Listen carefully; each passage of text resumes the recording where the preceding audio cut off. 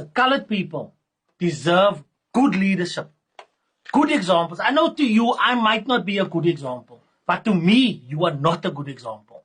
I don't think... Nee, Fadil, hoe jy operate my bra is, our colored people deserve better leadership. We need better representation. And that was my gripe with you.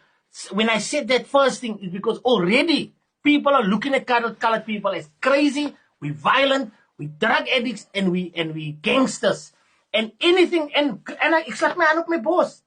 Ek slaat my hand op my bos. But I can tell you something, I do not perpetuate that.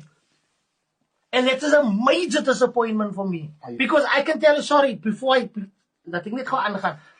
You came on my radar in your heartful days. And even I said, yes, we say D.O. my bro, nee, D.O. Because every single colored leader that we had in politics disappointed us.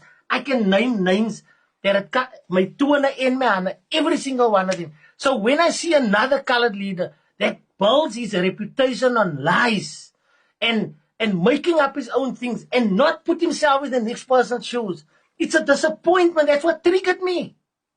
And that's a fact. I'm confused. Sure,